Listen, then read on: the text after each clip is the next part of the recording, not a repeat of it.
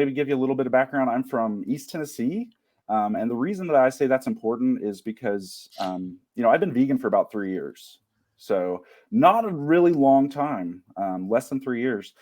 And I grew up in the Appalachian area. And so kind of like from that starting point to where I am now, it's just been a series of kind of completely changing my fundamental worldview, right? And so most recently, the strongest passion I've had is to try to connect that Appalachian culture that's kind of part of my roots to my animal activism. And so that's one of the things I do is I run a page called Appalachians for Animals, or Appalachians for All Animals, which is just a kind of my way of getting my voice out there in the rawest form possible, if you will.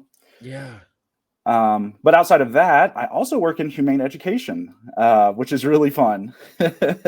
Yeah, so let me back up for a second though. Sure. Appalachian culture. Now, a lot of people on this who are watching this, they don't live in America.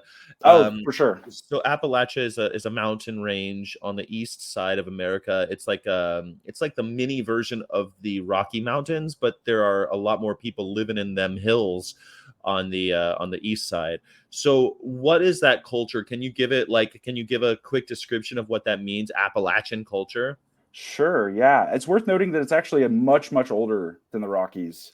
And the reason Yes. that's important is because there's been a lot of time to develop wildlife there, right? And so that's a huge part of the Appalachian is kind of that nature, right? And a connection to that nature. And so as far as Appalachian culture that really resonated with me towards animal activism, for instance, a lot of union work that was a part of America's history started in Appalachian culture. They were being taken advantage of and exploited for these coal mines. They were being underpaid or not even paid actual money. They were being paid in these like vouchers. Yeah. And script currency. So that yeah, for people who don't know, there's a tradition on the east side of the United States of the company store, where you would be in a mine and then the company would own the store where you bought all your goods and like groceries or whatever. So you'd be working in the mine all day. They would pay you in funny money, and then you would use that funny money to buy staples. And so that was almost like a modern day serfdom. exactly. Yeah. And of course, they controlled the value of everything. And so it was highly exploitative in nature. And so, yeah, that's where a lot of unionization started, was in that Appalachian region. So, yeah, that's obviously a huge part for me, is that kind of like fighting oppression and exploitation, that connection to nature and preserving wildlife. So there's a lot of efforts to preserve the Appalachian wildlife and environment in general.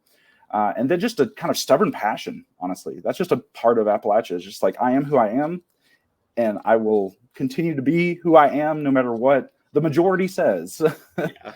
I think the rest of the country also looks at Appalachia as like a closer the humans there are closer to nature. They commune with nature a bit more.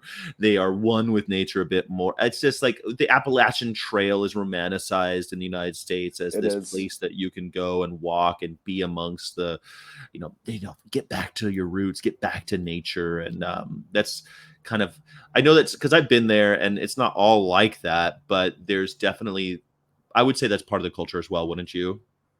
Oh, for sure. Yeah, 100%. Yeah, there's obviously it's inconsistent. So, animal exploitation and carnism in general happening everywhere. But that sort of deep connection with nature, it's almost spiritual, and it's a part of that Appalachian culture too. And I love it. That's probably my entry point into becoming, I don't know if I want to say proud, but I guess proud of that part of my culture.